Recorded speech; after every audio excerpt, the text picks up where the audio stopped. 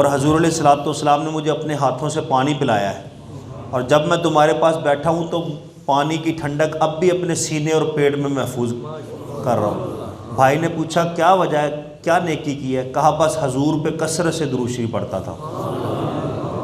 تو نبی پاک صلی اللہ علیہ وسلم کو خواب میں دیکھنے کا مجرب ترین تیز ترین عمل درود شریف ہے، اور بھی بہت سے اعمال ہیں، تو اس کی کثرت کی جائے۔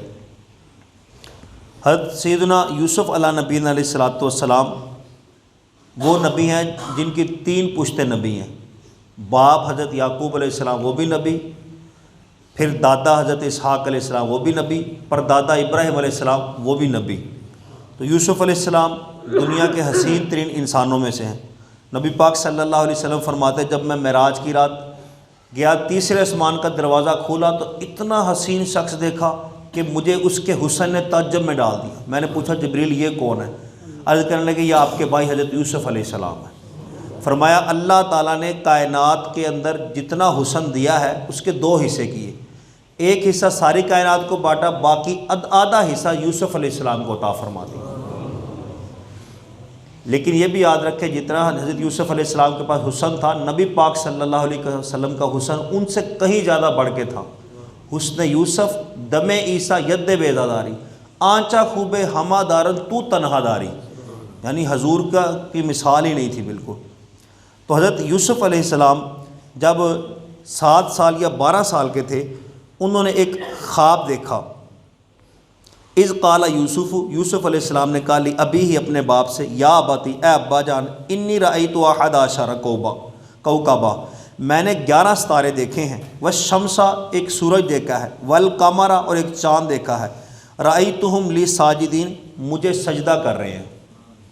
تو آگے سے باپ نے کیا کہا؟ قال یا بنیا، اے میرے بچڑے، لا تقصص رؤیا کا اپنا خواب نہ بیان کرنا، علی اخواتی کا اپنے بھائیوں کو، فیقید اللہ کا قیدہ کہ وہ تجھ سے چال چلیں گے، ان الشیطان علی الانسان عدو مبین، بے شک شیطان انسان کا کھلا دشمن ہے۔ تو یوسف علیہ السلام نے جب ابا جان کو خواب سنایا تو فوراً آپ اس کی تعبیر سمجھ گئے کہ یہ جو خواب ہے یہ تو بہت عظیم خواب ہے، بہت بڑا عہدہ مرتبہ ملنے والا ہے، میرا بیٹا بادشاہ بننے والا ہے، اور ایسا وقت آئے گا پھر یہ تخت پہ بیٹھے گا، اور پھر 11 ستارے جو اس کو سجدہ کر رہے ہیں اس سے مراد یہ 11 بھائی ہیں، اور سورج اور چاند جو سجدہ کر رہے ہیں اس سے مراد ماں باپ ہیں، یعنی ماں باپ آ کے ان کو تعظیمی سجدہ کریں گے۔ ان کی شریعت میں تعظیمی سجدہ جائز تھا، تو سمجھ گئے کہ بھائیوں کو نہ بتانا۔ تو اس سے یہ پتہ چلا کہ اپنا جو خواب ہوتا ہے بندہ، ایسے بندے کو نہ بتائے جو بندہ حسد کرتا ہو، کیونکہ پھر اس سے نقصان کا اندیشہ ہوتا ہے۔ جو خیر خواہ ہو، پیارا ہو یا نیک شخص ہو، صالح ہو، اپنا خواب اس کو سنانا چاہیے۔ نبی پاک صلی اللہ تعالی وسلم خواب کے معاملے میں بڑا اہتمام فرماتے تھے، خوابوں کو خوب غور سے سنتے تھے، بیان کرتے تھے، سمجھاتے تھے، اس کی تعبیر بھی فرماتے تھے۔ حدیث مبارکہ کے اندر ہے نبی پاک صلی اللہ علیہ وسلم فجر کی نماز پڑھنے کے بعد روزانہ خود پوچھتے تھے نمازیوں سے، بتاؤ تم میں سے کسی نے کوئی خواب دیکھا ہو؟ تو جس نے کوئی خواب دیکھا ہوتا تھا آقا کریم علیہ الصلوۃ والسلام اس کی تعبیر فرماتے تھے۔ تو یہ اہتمام کے ساتھ ہوتا تھا۔ پھر فرماتے تھے کہ برا خواب دیکھو تو 3 مرتبہ بائیں طرف تھتکار دو، یعنی شیطان کے منہ پہ تھوک پھینک دو۔ تو اگر اچھا خواب دیکھو تو پھر اس کو جو رازدان ہے، نیک اور صالح ہے، اس کو بیان کرو۔ اچھا خواب یہ اللہ کی طرف سے ہے، تو اچھا خواب دیکھنے پر اللہ کا تم شکر ادا کرو۔ تو یوں اچھے خواب بیان کرنے چاہیے، خوفناک خوابوں کو چھپانا چاہیے۔ ڈرونے خوابوں کو جب دیکھے تو بندہ اٹھنے کے بعد بائیں کندھے کی طرف منہ کر کے 3 مرتبہ تھتکار دے، تھوک نہ پھینکے، صرف تھتکار دے۔ تو یہ حکم دیا گیا ہے۔ اور جھوٹا خواب ہرگز نہ بیان کرے۔ اسی کے اندر آگے دوسرا خواب آ رہا ہے اگلے صفحے کے اندر، جنہوں نے جھوٹا خواب بیان کیا ان کا انجام کیا ہوا۔ تو نبی پاک صلی اللہ علیہ وسلم نے فرمایا کہ جو جھوٹا خواب بیان کرتا ہے قیامت والے دن اس کو یہ سزا دی جائے گی، جو کے دانے کے اندر گانٹھ مارنے کا حکم دیا جائے گا۔ فرمایا وہ لگا رہے گا، جو کے دانے کے اندر گانٹھ نہیں مار سکے گا۔ اور فرمایا جو مذاق کے اندر بھی جھوٹ بولتا ہے وہ جہنم کی اتنی گہرائی کے اندر گرتا ہے جتنی زمین اور آسمان کے درمیان گہرائی ہے۔ یعنی لوگ مذاق کے اندر لپیٹتے ہیں لمبی لمبی، اور یوں جھوٹ بولتے ہیں میں نے فلاں بھی دیکھا، فلاں بھی دیکھا، مجھے مکے کی بھی زیارت ہوئی، مدینے کی بھی زیارت ہوئی، جس طرح وہ اس طرح خواب ہوتا ہے جس طرح لوٹ سیل لگی ہوئی ہے۔ نبی پاک صلی اللہ علیہ وسلم کی زیارتوں کے متعلق بعض جو جھوٹے لوگوں کو بیان کرتے ہیں اپنی عزت اپنی واہ بنانے کے لیے، اس طرح کے خواب دیکھے جائیں تو ان کو بیان نہیں کرنا چاہیے، چھپانا چاہیے، اچھے خوابوں کو راز میں بھی رکھنا چاہیے، ہاں نیک صالح کو بتا دیں، عالم دین کو بتا دیں۔ تو بہرحال جھوٹا خواب جو ہے یہ بہت بڑی ایک منحوست بھی ہے بیان کرنا، اور اپنے آپ کو آفت میں بھی ڈالنا ہے، اور اس کا انجام بھی برا ہوتا ہے۔ وَدَخَلَ مَعَهُ السِّجْنَ فَتَيَانِ، جب یوسف علیہ السلام جیل میں تھے، آپ کو پتہ ہے جیل میں بھی ڈالے گئے تھے، تو ان کو پتہ چلا قیدیوں کو کہ یوسف علیہ السلام جو ہے نا بڑے نیک بندے ہیں، بڑے خیر خواہ ہیں، جو قیدی بیمار ہوتا پتہ پوچھنے جاتے، قیدیوں کو سکھاتے، نماز روزہ سکھاتے، ساری رات کھڑے ہو کے اللہ کی عبادت کرتے، دن کو روزہ رکھتے، جو مشکل میں پریشانی میں ہوتا اس کی مدد کرتے۔ تو پتہ چلا کہ یہ خوابوں کے ماہر ہیں یوسف علیہ السلام۔ تو فتیان دو قیدی، قال احدهما انی ارانی اعصر خمرہ، وہ جو دو قیدی تھے، ایک بادشاہ کے بورچی خانے کا انچارج تھا اور ایک ساقی تھا، یعنی بادشاہ کے دربار میں جو مہمان آتے تھے ان کو آگے مشروب پلاتا تھا۔ تو یہ دو قیدی آگے، ان کو قید اس وجہ سے ہوئی تھی، ان پہ الزام تھا کہ انہوں نے بادشاہ کو، مصر کا جو بادشاہ ہے اس کو زہر دینے کی کوشش کی ہے۔ اب ان پہ یہ الزام تھا، ابھی ثابت نہیں ہوا تھا، الزام کی وجہ سے یہ دونوں جیل میں آ گئے۔ جب ان کو پتہ چلا یوسف علیہ السلام خواب جانتے ہیں، تو قال احدہما، ان میں سے کہنے لگا انی ارانی، میں نے دیکھا اعصر خمرہ، میں انگوروں کو شیرہ نچوڑ رہا ہوں۔ کہنے لگا کہ مجھے یہ بتائیں، میں ایک باغ کے اندر ہوں، بادشاہ کا پیالہ میں نے پکڑا ہوا ہے اور 3 جگہ سے گوشے میں نے نچوڑے ہیں، تو وہ 3 انگوروں کے گوشوں کا، گچھوں کا میں نے رس نچوڑا ہے، اس کی کیا تعبیر ہوگی؟ وقال الآخر، اور دوسرے نے کہا انی ارانی احمل فوق رأسی خبزا، وہ جو بورچی خانے کا انچارج تھا کچن کا، وہ کہنے لگا انی ارانی، میں نے دیکھا احمل، اٹھایا ہوا ہے، فوق رأسی، اپنے سر کے اوپر، خبزا، روٹیوں کا ٹوکرا۔ تو اب اس میں کیا ہوتا ہے، تأکل الطیر منہ، وہ روٹیوں کا ٹوکرا جو میرے سر پہ ہے اس سے پرندے اٹھا کے روٹیاں اٹھا کے لے کے جا رہے ہیں۔ نبینا بتأویلی انا نراک من المحسن، ہمیں اس کی تعبیر بتائیں، آپ اچھے خوابوں کی تعبیر بتانے والے ہیں۔ تو حضرت یوسف علیہ السلام نے اگلے صفحے میں اس کی تعبیر بتا دی، فرمایا کہ جس نے وہ انگوروں کا گچھے کا شیرہ نچوڑتے ہوئے اپنے آپ کو دیکھا ہے، بادشاہ کا دربار کا جو ساقی تھا، تو آپ نے فرمایا 3 انگوروں کے گچھوں کے تم نے وہ شیرہ نچوڑا ہے، تم 3 دن کے اندر اندر رہا ہو جاؤ گے اور دوبارہ پھر اپنے عہدے پہ بحال ہو جاؤ گے، یعنی اسی طرح دوبارہ تم مشروب پلاؤ گے۔ اور دوسرے کو فرمایا کہ جو تم نے اپنے سر پہ روٹیوں کا ٹوکرا اٹھایا ہوا دیکھا ہے اور پرندے اٹھا کے روٹیاں لے کے جا رہے ہیں، تو تمہیں سزائے موت ہوگی، تمہیں پھانسی دے دی جائے گی، اس کے بعد جب تمہاری لاش پھینکی جائے گی تو تمہارے سر کو پرندے کھائیں گے۔ دونوں نے ٹھاٹھے مار کے ہنسنا شروع کر دیا کہ ہاں ہاں ہاں ہاں، ہم نے تو مذاق کیا تھا، ہم نے تو کوئی خواب دیکھا ہی نہیں ہے۔ حضرت یوسف علیہ السلام فرمانے لگے قضی الامر الذی فیہ تستفتیان، اب تو یہ اللہ کا حکم ہے، نافذ ہو چکا ہے، اب اس کا کچھ نہیں ہو سکتا۔ اگرچہ تم نے مذاق کیا تھا، خواب جھوٹا بیان کیا تھا، تو یہ بھی اس معاملے میں ایک بڑا دلچسپ امر ہے کہ جب ہم کسی کو پہلی مرتبہ خواب بیان کرتے ہیں، اس کی جو تعبیر دے دیتا ہے تو وہ تعبیر پھر نافذ ہو جاتی ہے۔ مثلا کسی کو خواب بتایا، اس لیے حضور فرماتے ہیں کہ جب خواب بتاؤ تو اہل علم کو بتاؤ، جو عالم ہو۔ یہ پھر ہر عالم بھی خواب کی تعبیر نہیں بتا سکتا، تعبیر الرؤیا یہ ایک علیحدہ سے علم ہے، اس خواب کی تعبیر بتانے والے عالم علیحدہ سے ہیں، بہت کم ہے دنیا پہ، تو ان سے خواب شیئر کیا جائے، ان سے پوچھا جائے، ان کو بتایا جائے خواب، پھر وہ جو تعبیر دیں، تو کیونکہ وہ حقیقت میں ہر چیز کو دیکھ کے، شادی شدہ کی تعبیر اور ہے، غیر شادی شدہ نے خواب دیکھا اس کی تعبیر اور ہے، اس طرح کے خواب عورت نے دیکھا اس کی تعبیر اور ہے، حاملہ نے دیکھا اس کی تعبیر اور ہے، بچے نے دیکھا، بچی، یعنی ہر شخص کی شخصیت کے لحاظ سے ایک ہی خواب دیکھنے والوں کی تعبیریں مختلف ہوتی ہیں۔ تو جب خواب کی تعبیر بیان کر دی جاتی ہے تو وہ نافذ ہو جاتا ہے۔ محمد بن سرین رحمۃ اللہ علیہ یہ تابعی بزرگ ہے، ایک مرتبہ ان کے پاس ایک شخص آیا، وہ شخص آ کے کہنے لگا کہ میں نے ایک خواب دیکھا کہ میرے ہاتھ میں پیالہ ہے، پیالہ ٹوٹ گیا، پانی موجود ہے خواب میں۔ آپ نے فرمایا اس طرح ہو ہی نہیں سکتا، تو جھوٹ بول رہا ہے۔ کہا نہیں میں آپ کو صحیح بیان کر رہا ہوں، میں نے اسی طرح رات خواب میں دیکھا ہے، میرے ہاتھ میں جو پیالہ تھا تو پیالہ ٹوٹ گیا، پانی میرے ہاتھ میں موجود ہے لیکن پیالہ جو ہے وہ شیشے کا ٹوٹ گیا، تو مجھے اس کی خواب کی تعبیر بتائیں۔ آپ نے فرمایا تو جھوٹ بول رہا ہے۔ کہنے لگا نہیں میں نے اسی طرح خواب دیکھا ہے، حقیقت میں تو اس طرح نہیں ہو سکتا، خواب میں تو ہو سکتا ہے۔ تو آپ نے فرمایا کہ پھر اس خواب کی تعبیر یہ ہے کہ تیری بیوی حاملہ ہوگی، حاملہ ہونے کے بعد جب اس کے ولادت کا وقت آئے گا تو تیری بیوی کے ہاں جو بچہ پیدا ہوگا وہ تو بچ جائے گا، تیری بیوی فوت ہو جائے گی۔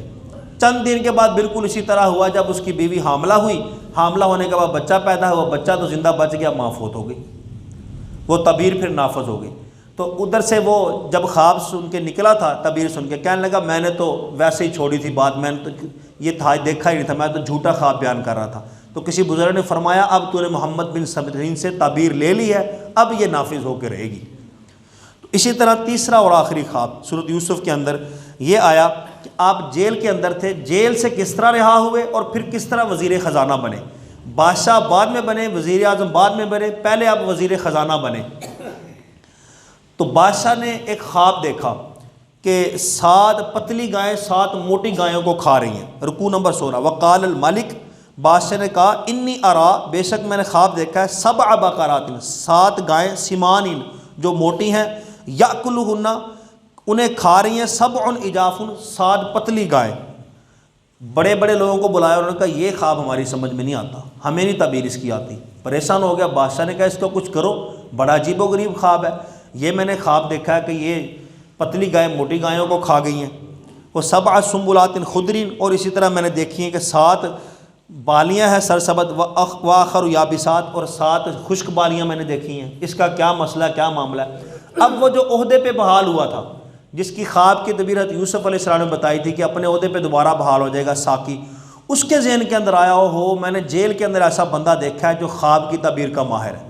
اس نے بادشاہ کو بتایا، تو بادشاہ نے کہا کہ اسے جیل سے نکال کے لاؤ۔ یوسف علیہ السلام کے پاس گئے، آپ نے کہا کہ نہیں، جب تک الزام ثابت نہیں ہوگا میں جیل سے نہیں نکلوں گا، یا تو الزام ثابت کرو دلیل سے، یا پھر مجھے میری بے گناہی ثابت کرو۔ تو بہرحال پھر وہ ایک لمبا طویل واقعہ، یوسف علیہ السلام کی بے گناہی ثابت ہوئی، زلیخا نے معافی مانگی، بھرے دربار کے اندر ثابت ہو گیا کہ غلطی زلیخا کی تھی، یوسف علیہ السلام بے گناہ بری اور بالکل آزاد تھے، آپ کو آزاد کیا گیا۔ تو یوسف علیہ السلام نے پھر خواب کی تعبیر بتائی گئی کہ یہ جو تم نے دیکھی ہیں 7 گائیں اور پتلی اور موٹی گائے، پتلی گائے موٹی گایوں کو کھا رہی ہیں، تیری حکومت کے اندر پہلے 7 سال ایسے آئیں گے کہ اللہ خوب اس میں برکت عطا فرمائے گا، خوشحالی ہوگی، اتنا اناج ہوگا کہ ختم ہونے کا نام نہیں ہوگا۔ لیکن اگلے جو 7 سال آئیں گے ایسی قحط سالی اور خشک سالی ہوگی کہ پوری دنیا کے اندر غلہ نہیں ہوگا۔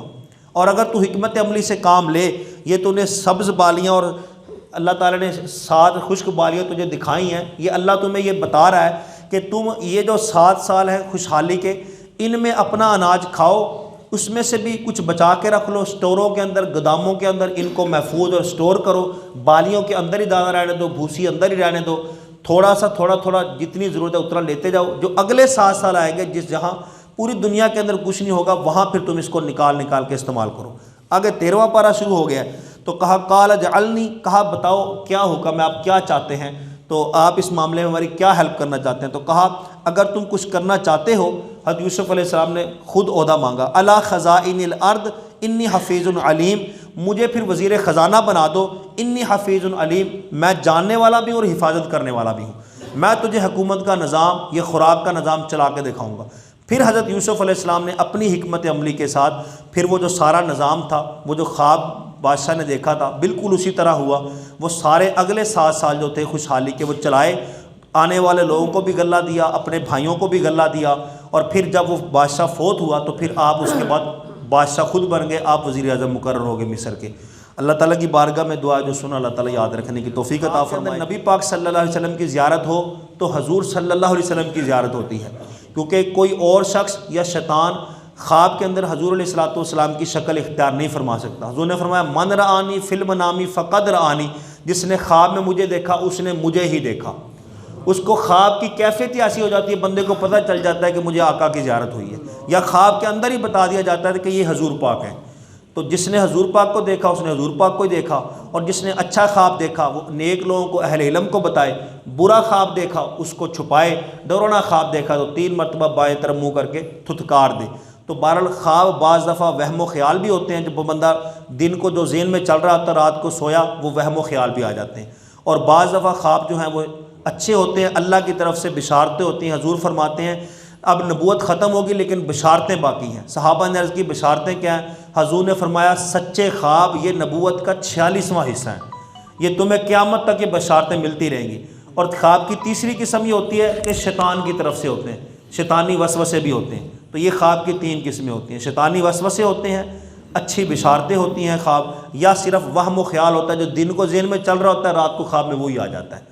تو یوں خواب کے یہ حصے ہوتے ہیں، اور یہ احکام ہے۔ اللہ تعالیٰ کی بارگاہ میں دعا جو سنا اللہ تعالیٰ قبول فرمائے، وہ صحیح کرنے کی کوشش کرتے ہیں۔ ایک مرتبہ میرے ساتھ مل کے دہرائی کریں، جن کی غلطی ہے وہ اپنی غلطی کی نشاندہی کر کے اس کو درست کر سکتے ہیں۔ جب سب سجدے کے اندر جاتے ہیں تو پھر 3 مرتبہ پڑھا جاتا ہے سبحان ربی الاعلیٰ، سبحان ربی الاعلیٰ۔